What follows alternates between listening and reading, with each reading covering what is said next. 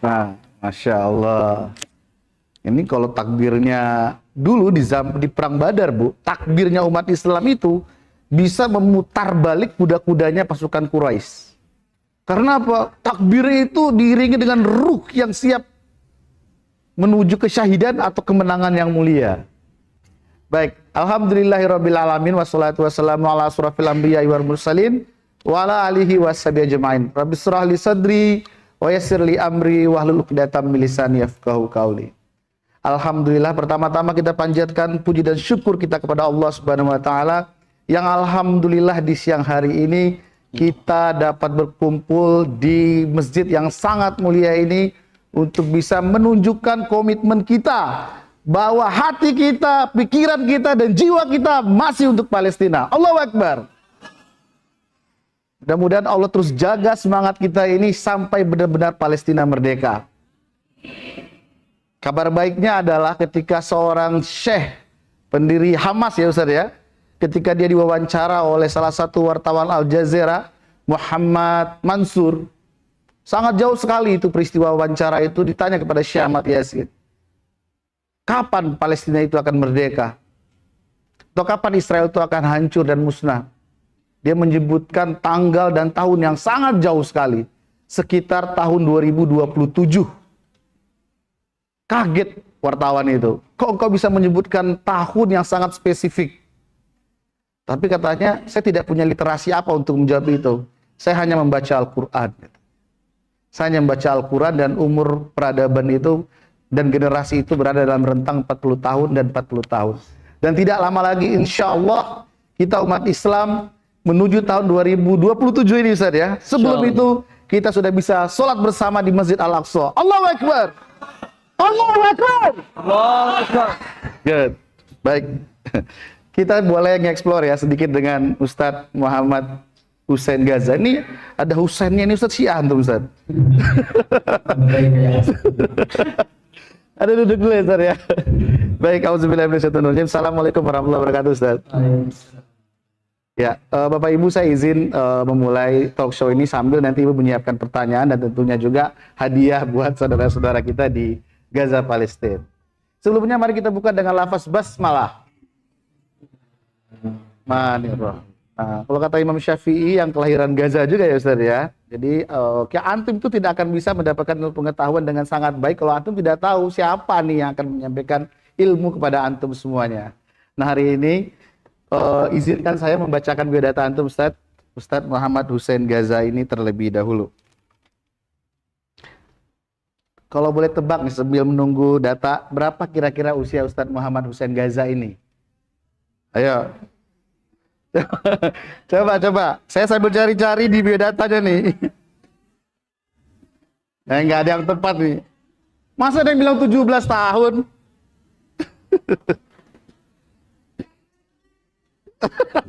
Ibu kayak ikut lelang, Bu.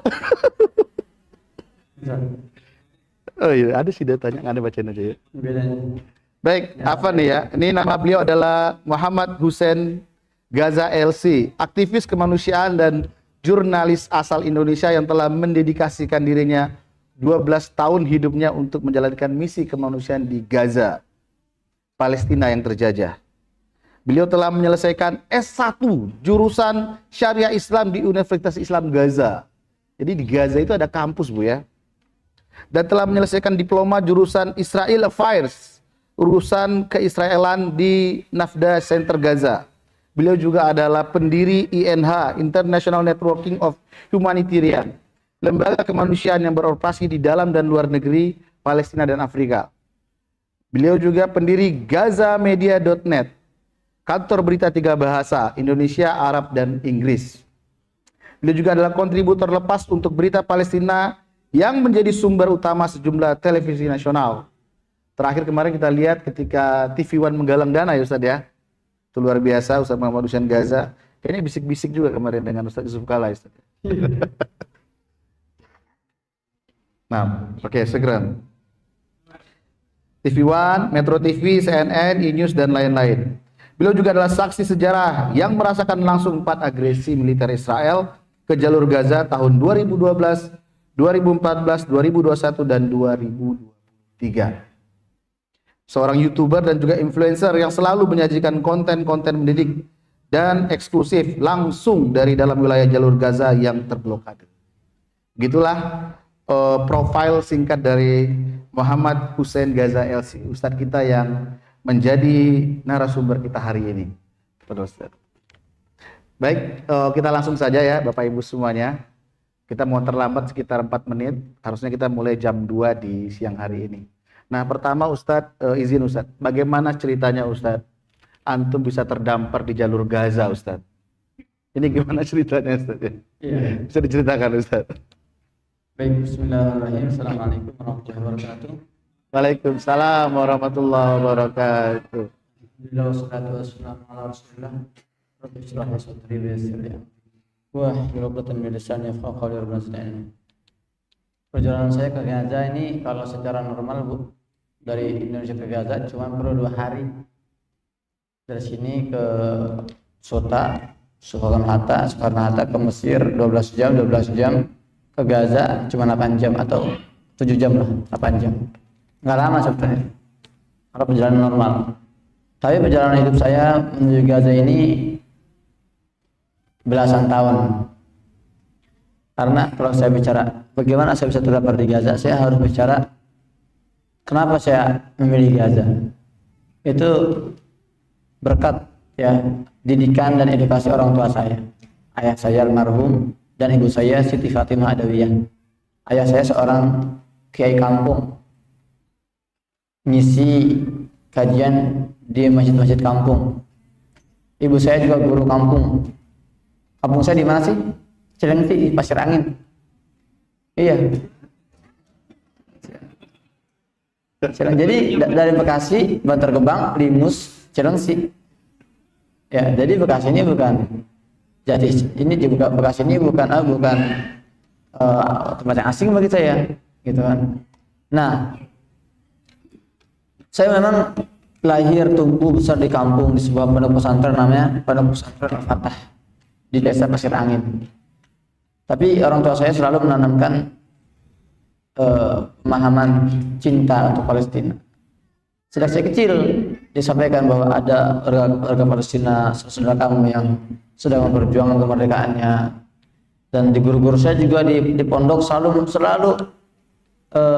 memotivasi saya, mengajarkan saya hadis-hadis Palestina, ayat-ayat Palestina. Jadi ketika kalau sebagian orang hari ini baru mulai terbuka tentang Palestina dan kewajibannya, saya sejak kecil memang seolah-olah saya sudah ditempa untuk dijadikan calon pejuang di Palestina pada pendidikan itu. Sampai titiknya sekitar saya kayaknya kelas 6 MI gitu ya.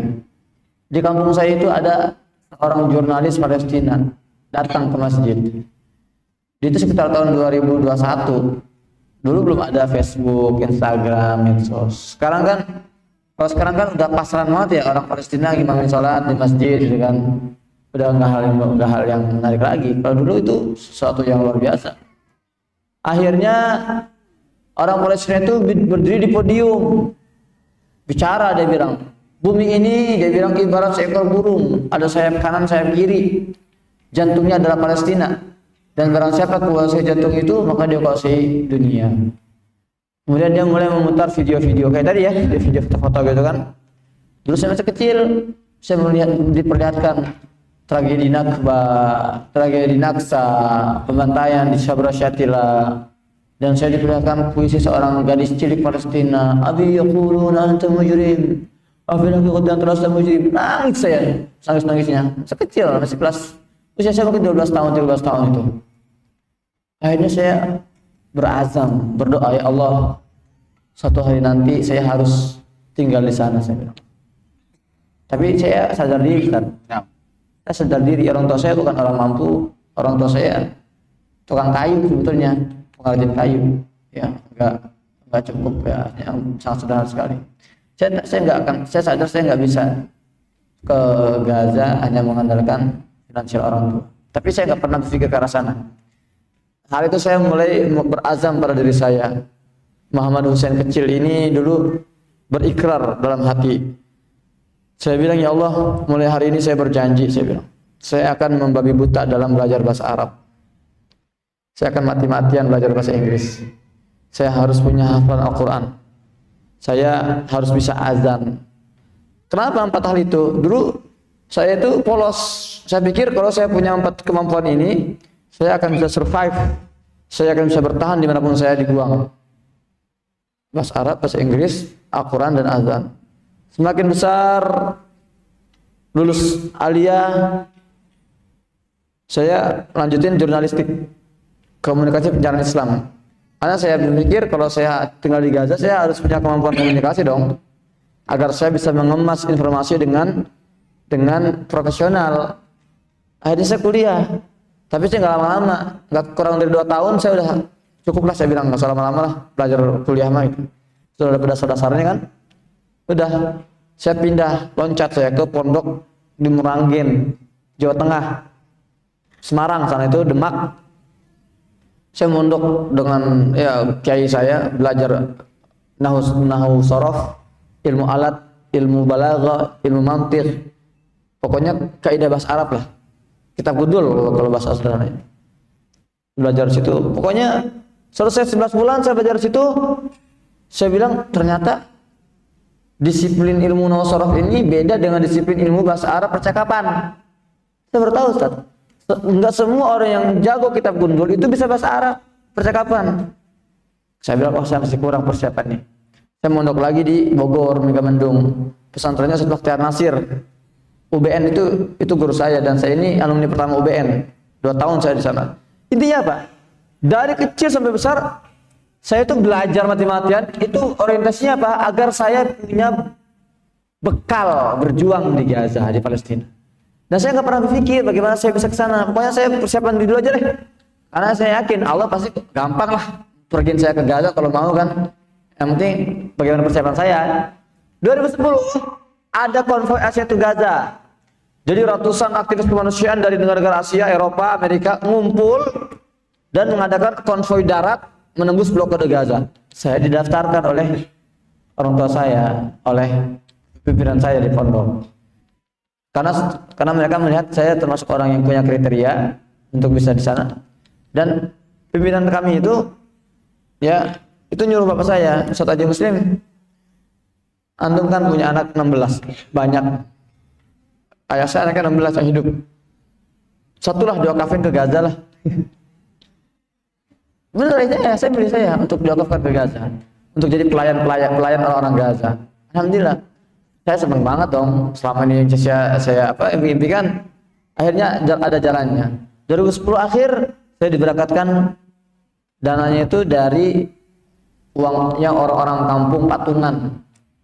Jadi kampung saya itu di Sufa itu di Cilengsi, Pasir Angin, kampung Patungan, untuk memberangkatkan saya berangkat ke Gaza, Palestina. Sampai Gaza akhirnya saya tinggal di sana. Saya niatnya hijrah. Saya niatnya nggak sekedar bangun rumah sakit, nggak niatnya kuliah, nggak niatnya nikah sana. Pokoknya saya niatnya hijrah. Karena saya kasih tahu bocoran, Bu. Ada sebuah hadis yang bersabda, khairul jihadi ribat, wa khairul ribati asqalan, kata Nabi. Sebaik-baik jihad ini kan sudah amalan paling tinggi ya. Jihad itu sudah benar-benar impian semua orang bisa berjihad fisabilillah. Tapi kata Nabi, sebaik-baik jihad itu adalah ribat. Ada yang lebih tinggi lagi, namanya ribat. Apa itu ribat? Itu berjaga-jaga di wilayah muslim yang sedang diserang. Ribat namanya. Jadi semua orang di Gaza itu yang sekarang tinggal itu mereka namanya sedang ribat. Dan kata Nabi, sebaik-baik ribat itu Asqalan. Asqalan ini wilayah antara Gaza dengan sekitarnya, namanya Asqalan.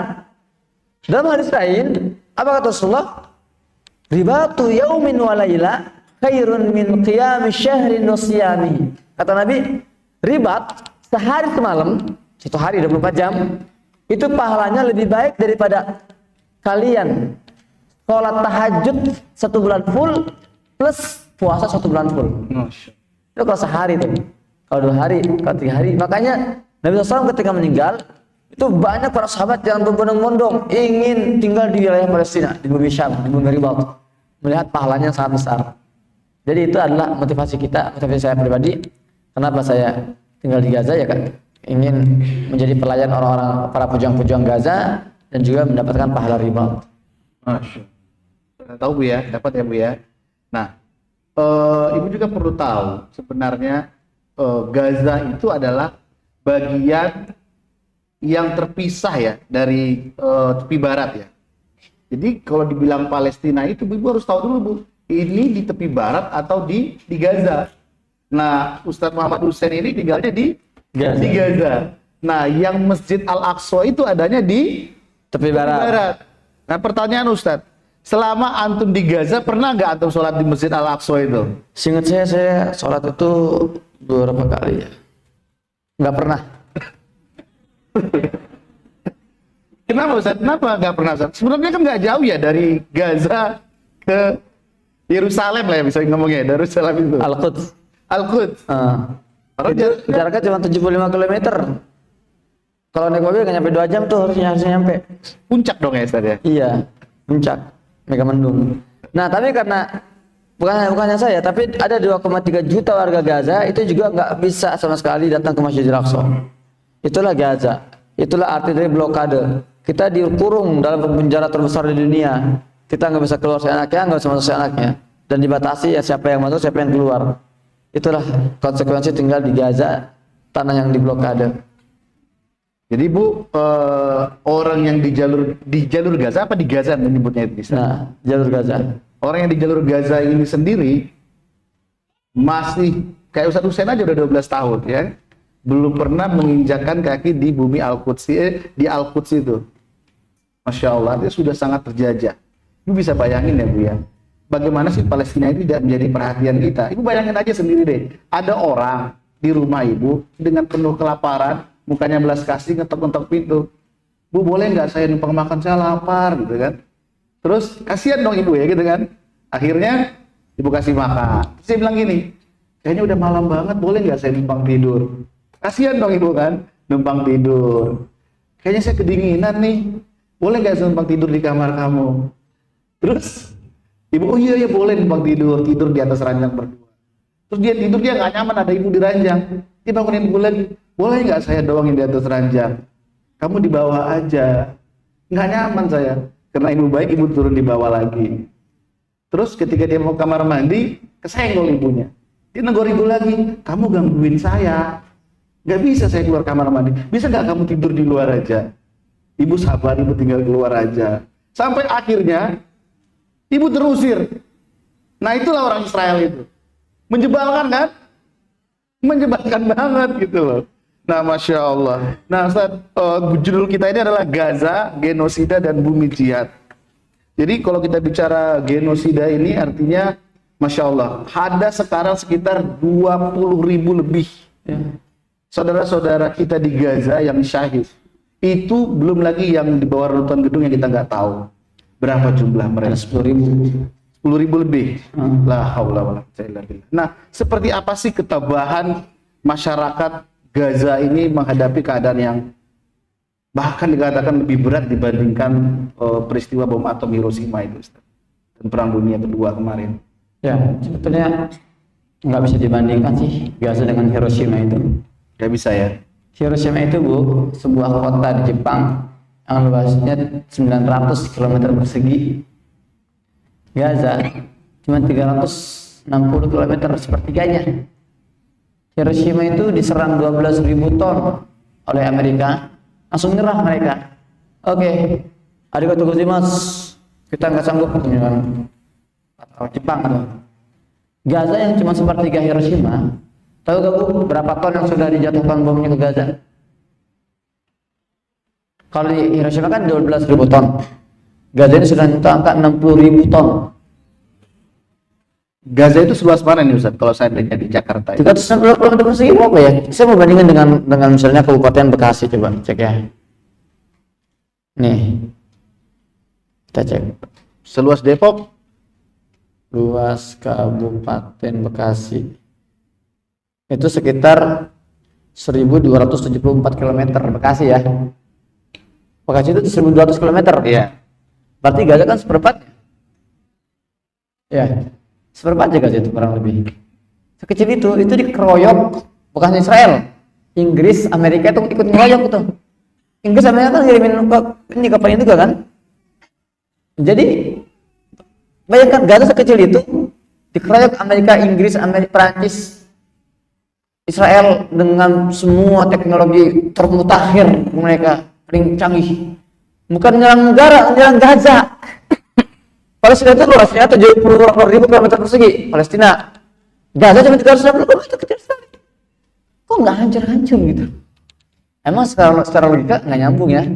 Makanya saya selalu katakan, bicara Gaza jangan terlalu sombong mengandalkan logika. Kalau bicara Gaza, jangan sombong mengandalkan rasionalitas. Nggak akan nyambung, nggak akan nyampe.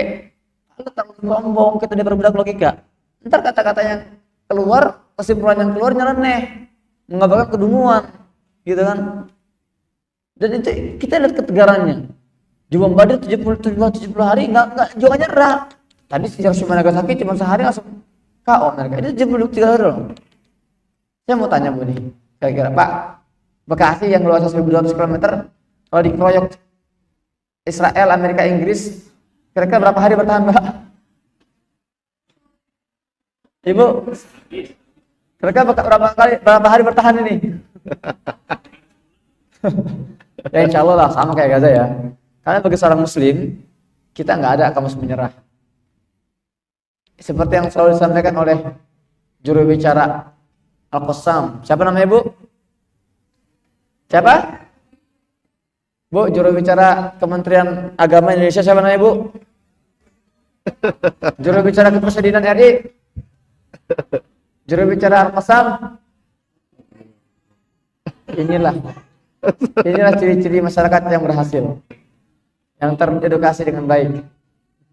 Takbir! Allahu Akbar!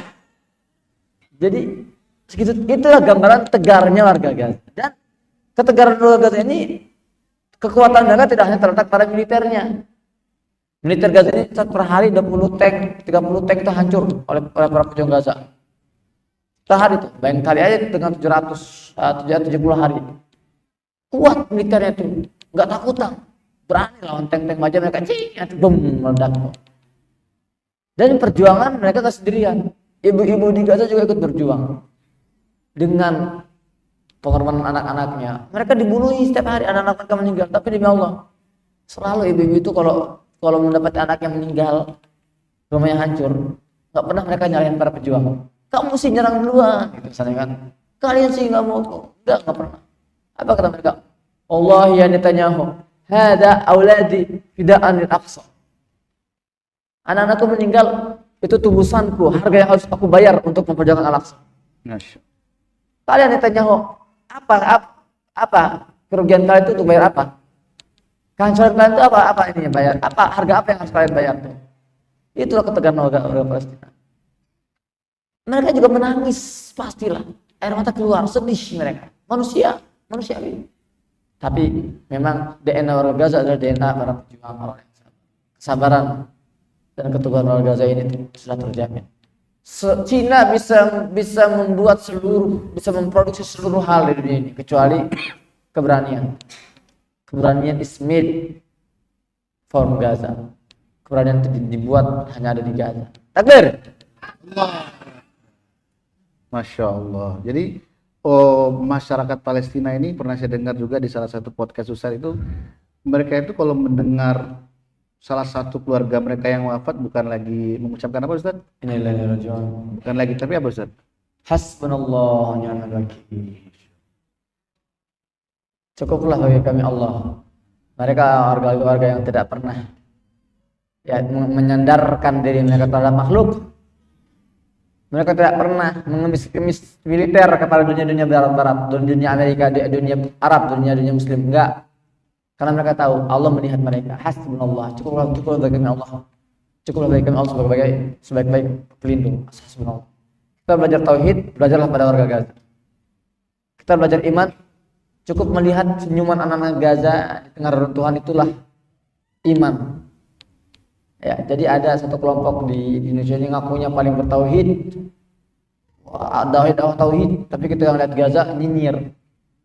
Ada itu, saya nggak generasi, tapi ada satu oknum mereka itu. Ya, orang Gaza dikatakan orang-orang yang terbelakang, nggak berpendidikan, kerjaannya cuma apa? Paling banter cuma membantu di astagfirullah. Saya mendengar itu perih ya. Ini kebodohan. Tentara. Orang Gaza ini masya Allah, orang-orang ahli iman, orang pilihan. Ada sebuah hadis apa kata Nabi? Sayasirul amru ila an takuna junudan aw fi ma'na. Jundun fil Yaman, jundun fil Iraq, jundun fil Syam. Kata Nabi, nanti di akhir zaman kalian umat Islam ini akan terpecah menjadi tiga pasukan. Pasukan di Irak, pasukan di Yaman, pasukan di Syam. Syam ini artinya Palestina dan sekitarnya ya, Syam. Kata sahabat, "Khirli ya Rasulullah." Ya Rasulullah, kalau saya mendapatkan masa itu, saya bertemu dengan tiga pasukan itu, saya harus kemana? Saya harus bergabung dengan siapa? Apa kata Nabi? "Alaikum bisyam. Fa inna safatu biladillah. Yaskunu akhiratu min khalqih." Kalian gabunglah dengan para pejuang-pejuang Syam, Palestina. Karena kata Nabi, Syam adalah negeri pilihan Allah. Dan hanya dihuni oleh orang-orang pilihan Allah, orang terbaik pilihan Allah. Itulah kemuliaan bumi Syam. Nah, yang menarik dalam yang kami tahu Ustaz di Indonesia ini, di Gaza itu benar ya Bapak Ibu ya, kita melihat ada namanya pejuang Hamas ya. Pejuang Hamas, Mujahidin Hamas yang juru bicaranya Abu Ubaidah. Nah, sebenarnya bagaimana sih Ustaz tanggapan masyarakat yang 2 juta itu terhadap Hamas ini sendiri Ustaz? Ya. Jadi ini saya harus luruskan, ini bukan pejuang Hamas. Namanya pejuang Al-Qassam. Pejuang Al-Qassam, oke. Ya. Memang Zionis ini senang banget menyempitkan konflik ini. Awalnya ini konflik internasional, kemudian dia ubah menjadi konflik Israel Arab. Tahun 1940-an tuh maka dia konflik Israel Arab nih, agar umat muslim non Arab ini gak ikut campur. Kemudian makin sini 67 mereka sempitkan lagi, oh ini konflik Israel Palestina. Arab sudah dihilangkan lagi tuh, agar orang Arabnya gak usah ikut campur deh, ini konflik antara Israel dan Palestina. Makin sini makin disempitkan lagi, oh ini adalah konflik antara Israel dan Hamas, gitu kan? Kita lihat di media-media apa tulisannya? Hamas Israel war. Ini permainan media, hati-hati ini. Ini permainan narasi-narasi beracun ini. Mereka ingin memperkecil lingkaran agar kita juga ikut campur. Ya, jadi ini bukan antara Hamas Israel, ini antara umat muslim, umat Islam, antara kemanusiaan, seluruh manusia di dunia melawan Israel. Karena Israel ini sedang melawan nilai-nilai kemanusiaan. Ini antara Israel dengan seluruh umat Islam. Karena ini adalah mereka sedang menginjak-injak kehormatan umat Islam. Jadi Hamas ini partai politik. Dulunya itu dibangun sebagai ormas dakwah, perlawanan, gerakan perlawanan, namanya Harakatul Muqawamatul Islamiyatul Filistiniyah. Gerakan perlawanan Islam Palestina, itu Hamas. Tahun 2000-an, awal 2000-an akhirnya dia bergabung, mendaftarkan diri menjadi partai politik untuk ikut bertarung dalam kaca perpolitikan. 2006 mereka menang tuh. Menang lawan beberapa partai politik, diantaranya yang paling besar itu namanya PLO, Fatah. Hamas menang. Nah, sebagai partai politik akan banyak pro, akan banyak kontra, wajar. Itulah Hamas. Jadi jangan kaget kalau suatu hari antum menemukan rekaman ibu-ibu bisa di Gaza caci maki Hamas. Itu wajar. Ya, itulah partai politik. Nggak ada partai politik yang didukung oleh semua warga, ya enggak? Sekalipun Hamas satu menang 76% Hamas menang, atau 67% Hamas menang. Tapi yang sedang berjuang hari ini itu bukan pejuang Hamas. Memang diantaranya adalah Al-Qassam. Al-Qassam ini adalah sayap militer Hamas, tapi jangan sebut pejuang Hamas. Mereka ini terpisah secara struktur. Ya, Ismail Haniyah itu pimpinan Hamas yang ada di Qatar sekarang. Ismail Haniyah ini nggak bisa menggerakkan Al-Qassam serang ini, nggak bisa. Al-Qassam ini punya pimpinan sendiri, namanya Muhammad Al-Daif Abu Khalid. Juru bicara Hamas itu namanya ada misalnya Hamad Ar-Raqib, ada Sholih Al-Aruri, ada Al-Bardawil, itu juru bicara Hamas. Kalau Abu Ubaidah itu juru bicara Al-Qassam namanya. Kalau itu juru bicara Al-Qassam, ini bicara pasukan perlawanan atau bahasa Palestinanya Al-Muqawamah. Dan Al-Muqawamah ini nggak cuma Al-Qassam doang, ada juga sayap militer Fatah namanya Brigade Syuhada Al-Aqsa. Ada juga sayap militer Gerakan Jihad Islami namanya Brigade Al-Quds. Jadi ada sekitar 7 atau 8 sayap militer, faksi perlawanan bergabung. Namanya tergabung dalam satu kesatuan disebut Ghurfah Musytarakah, ruang Indonesia bersama. Kalau sudah bicara al-muqawamah, sudah bicara pasukan perlawanan, nggak ada pro kontra, nggak ada. Kalau bicara Hamas, Fatah, banyak pro kontra. Mereka partai politik. Tapi kalau sudah bicara perlawanan, nggak ada yang pro kontra. Seluruh warga Palestina dari yang muda sampai nenek-nenek, mereka selalu meletakkan para pejuang itu di atas kepala mereka, mahkota mereka. Itu sudah garis merah. Ada seorang nenek-nenek ditanya setelah porak-poranda Gaza setelah hancur, banyak yang mati, ditanya oleh wartawan, "Nek, ini kita sudah banyak kehilangan anak-anak kita, Nek, sudah banyak dibunuh. Rumah kita sudah hancur-hancuran. Apa pesan nenek kepada para pejuang-pejuang di garis depan?" Apa dia bilang? Sekalipun seluruh warga Palestina di Gaza ini dibunuh dengan satu orang yang masih hidup, lanjutkan perjuangan kalian. Takbir. Allahu Akbar. Barakallah. Bahkan Bu, kemarin sempat ada gencatan senjata selama 7 hari. Mereka bukan pergi melarikan diri dari Gaza, justru balik lagi ke rumah-rumah mereka untuk melihat kondisi rumahnya gitu. Jadi itu luar biasa sekali masyarakat Gaza ini. Sampai-sampai yang saya dengar juga di salah satu podcast Ustadz, ada kebanggaan bagi masyarakat Gaza itu kalau satu dari keluarga mereka ada yang syahid, 2 lebih bangga lagi, 3 lebih bangga lagi. Mereka sebanyak-banyaknya ingin menumpahkan darah untuk membebaskan tanah Palestina. Masya Allah. Nah Ustadz, sekarang gini, bagaimana sih sebenarnya tanggapan masyarakat Gaza itu terhadap masyarakat Indonesia? Suatu hari saya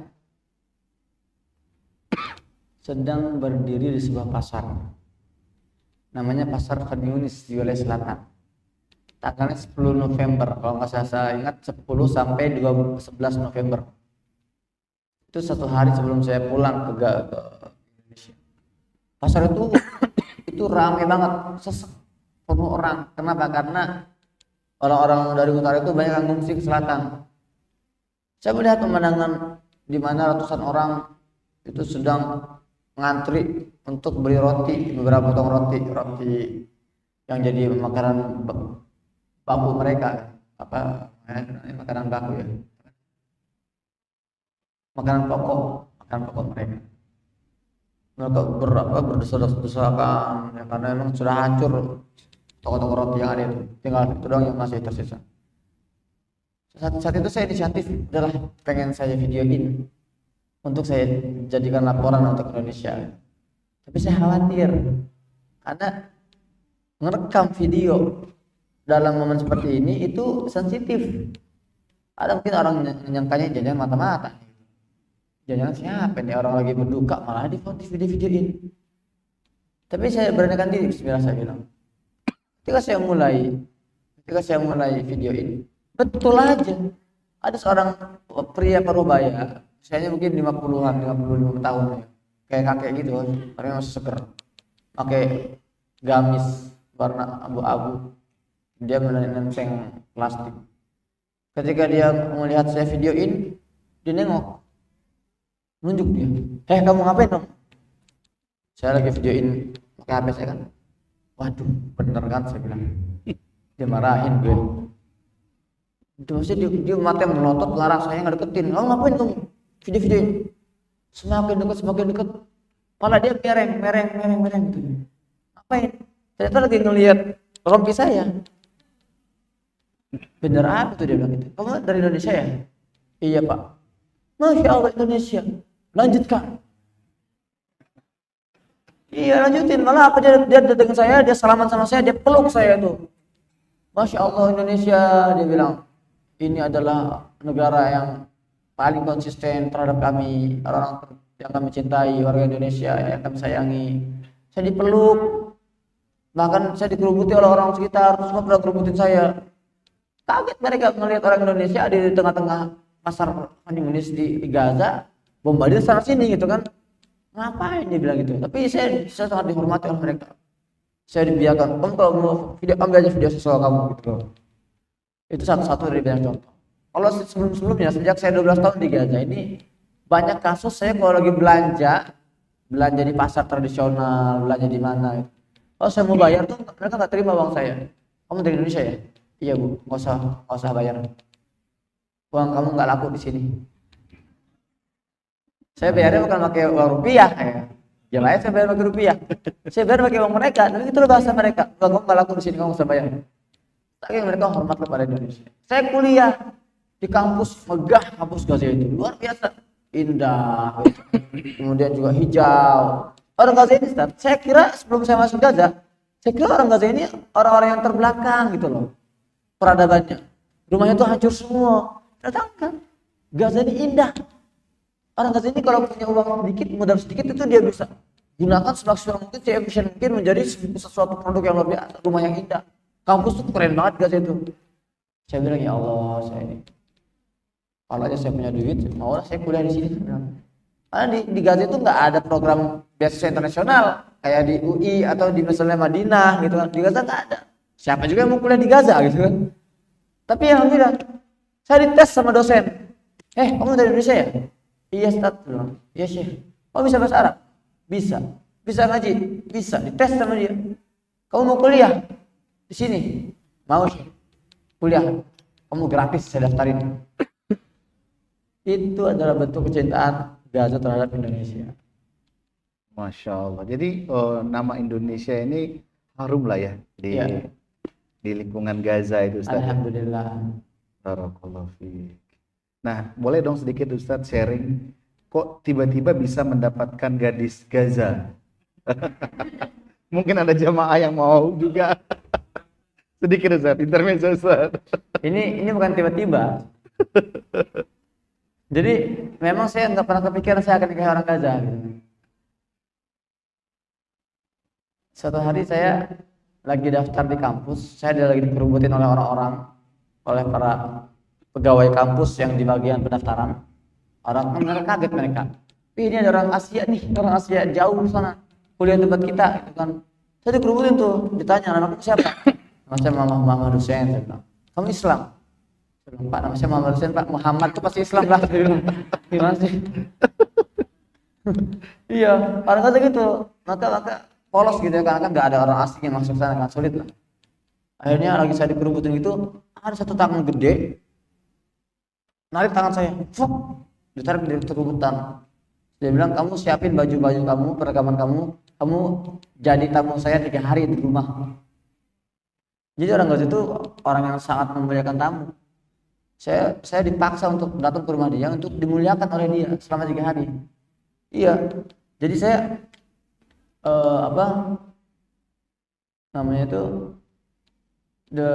dijamu dengan jamuan terbaik di siang sore itu luar biasa. 3 hari itu saya nggak diperbolehkan pulang, dibawa ke masjid ya, pokoknya mau apa dikasih gitu.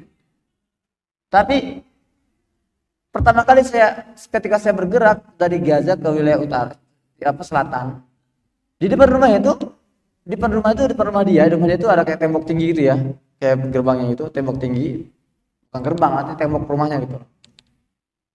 Di depan itu ada seorang akhwat itu lagi buang sampah, masih pakai baju seragam, kerudung putih, baju seragamnya jilbab hitam, buang sampah, lihat ke arah saya gitu kan. Itulah pandangan pertama yang terjadi gitu. Saya kagum, subhanallah. Dia teriak, dia lempar tuh ini ya apa namanya itu, keranjang sampahnya dia lempar, langsung lari dia ke dalam rumah, ketakutan. Ini ada orang Cina kata dia. Saya jadi kayak kita orang Cina, lebih mirip orang Korea saya kan. Nah, kabur dia. Saya nggak tahu, nyata di kemudian hari dia itu ada dia anak gadis. Jadi ya si bapak yang mengundang saya ini ternyata dia punya 5 anak gadis. Iya, dan satu di antara itu yang paling favorit, anak gadis favorit saya, yang hafal 30 juz, hafal beberapa 500 hadis, dan cerdas gitu kan. Itulah yang kemudian dia nikahkan dengan saya. Dan saya nikahnya unik. Jadi sebetulnya ya saya kepedean. Dia tuh cerita kan ke saya tuh punya anak gadis, banyak cowok segini. Perasaan saya ini kayaknya pengen menjadikan saya menantunya, kayaknya saya bilang gitu. Suatu hari saya ngelamar. Saya nggak punya apa-apa, tapi saya nekat lah, saya bilang.